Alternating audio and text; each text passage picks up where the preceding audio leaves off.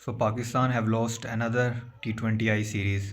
और T20 में जो पाकिस्तान का पिछले 1.5-2 साल से अगर हम बात करें, जो बुरा फेज़ चल रहा है, आई थिंक वो ख़त्म होने का नाम नहीं ले रहा।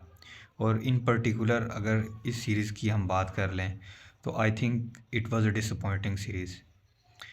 एक चेंज देखने को मिला था T20 वर्ल्ड कप के बाद से। बहुत से नए प्लेयर्स थे, कुछ प्लेयर्स की छुट्टी करवाई गई, like Iftikhar Ahmed, Shadab Khan, Imad Wasim. Middle order की बात करें हम, आज़म खान, फ़खर जमान नहीं थे इस टीम का पार्ट, साइम अयूब नहीं थे, बट फिर भी रिज़ल्ट्स नहीं बदले। और उसकी जो सबसे मेन रीज़न रही है ये नाकामी की पाकिस्तान की, वो डेफिनेटली तौर पर बैटिंग है पाकिस्तान की। क्योंकि जो बैटिंग पाकिस्तान जिस ब्रांड ऑफ क्रिकेट से बैटिंग कर रहा है, जो बैटिंग स्टाइल है पाकिस्तान का, batting template I think is one of the worst, मैं कहूँगा, इन टुडेज़ इरा। क्योंकि अगर आप बाकी टीम्स को इन कंपेयर देखें, Australia, India, England, West Indies, even के बाकी जो पाकिस्तान से जिनकी रेपुटेशन कम है, लाइक अफ़गानिस्तान, श्रीलंका, तो उनका भी जो स्टाइल ऑफ प्लेइंग है वो मच बेटर है T20 क्रिकेट में पाकिस्तान से। बट पाकिस्तान की अगर आप होल बैटिंग स्ट्रक्चर की बात करो तो जो टॉप ऑर्डर है उसमें basically Babar and Rizwan are the two openers, जो अगर चल भी जाएं अपने दिन में तो स्ट्राइक रेट इश्यूज़ हमेशा से रहता है। वो 35 बॉल पर या 40 बॉल पर 50 करने वाले ये प्लेयर्स हैं। मतलब you can't afford two players in your top order to play as an anchor. सबसे पहली तो ये चीज़ है। और दूसरी बात, स्ट्राइक रेट से अगर हम हट कर भी बात करें तो they are not among the runs, Babar and Rizwan.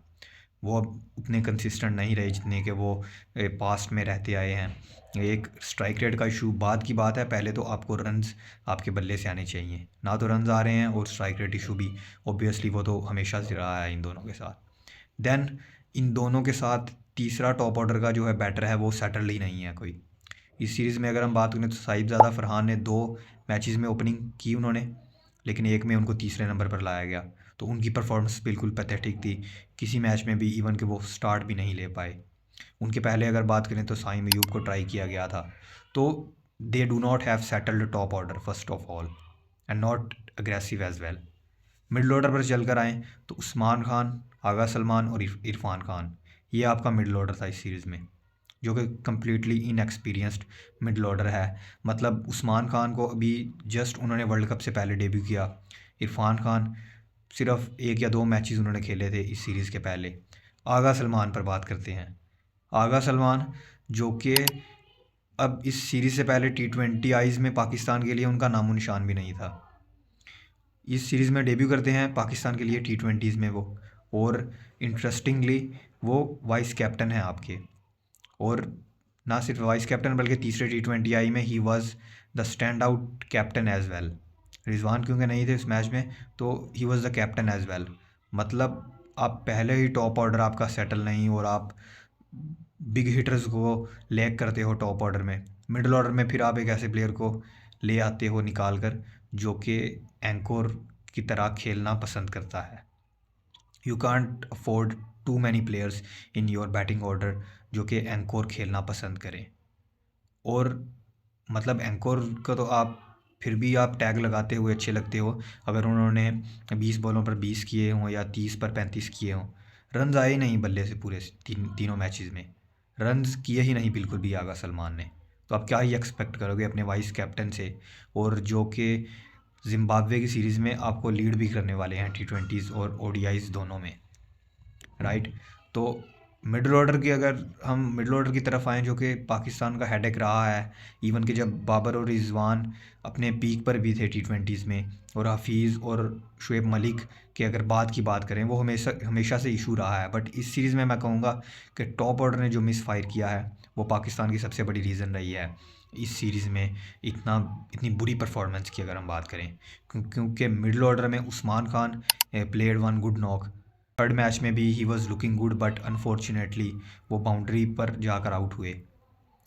Irfan Khan Niazi की बात करें तो तीसरे मैच में वो रन आउट हुए थे, दूसरे मैच में it was good effort from him.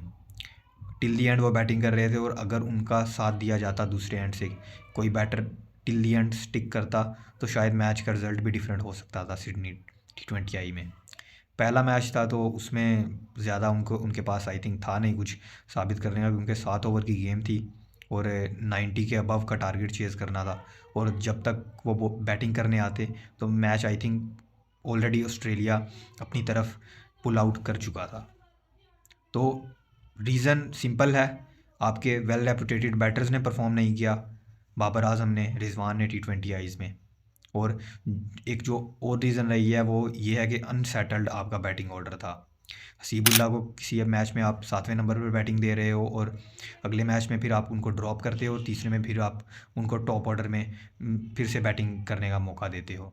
मतलब हसीबुल्ला को जो नंबर 3 पर मौका दिया गया तीसरे T20I में, अगर हम देखें फ्यूचर में उनकी क्या जगह रहने वाली है इन टॉप ऑर्डर, तो I don't see his future. क्योंकि टॉप ऑर्डर में मैं बार बार कह चुका हूँ कि Babar and Rizwan are already your options. 2 options तो आपके डन एंड डस्टेड हैं, रिजवान ओपनर, बाबर नंबर 3 पर, इससे नीचे वो नहीं जा सकते। स्पॉट बचती है सिर्फ एक एज एन ओपनर। अब वो कौन होने वाला है, क्या वो फ़खर जमान जब वापस आएंगे उन्हीं को एज एन ओपनर खिलाया जाएगा, या फिर बाबर को फिर से ओपनिंग करवा कर फ़खर को 3 पर लाया जाएगा, या फिर वो साहिबज़ादा फरहान ही होंगे, या फिर वो साइम अयूब को शायद फिर से एक बार से ट्राई कर लिया जाए। तो we are completely uncertain about it.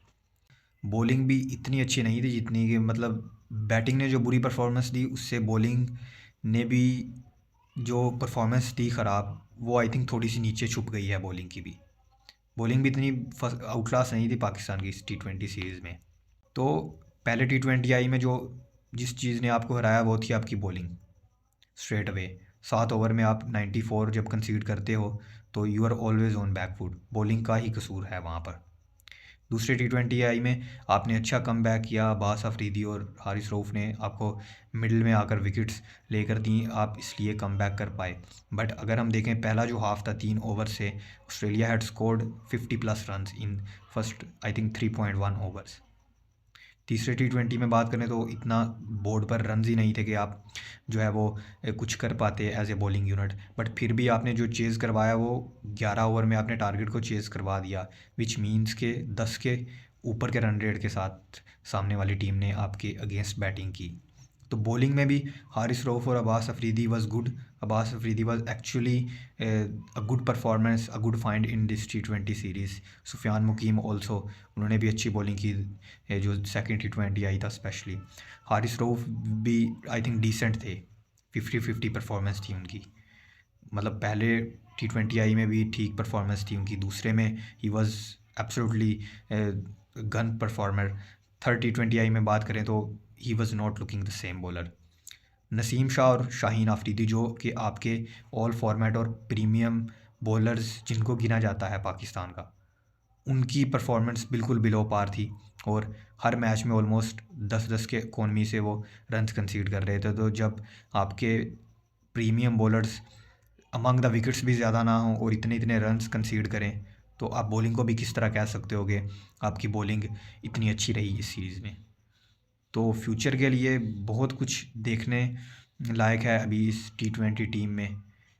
क्या 7 नंबर पर ऑलराउंडर को जहांदाद को एज ए परमानेंट चॉइस रखा जाए with having Aamir Jamal his backup.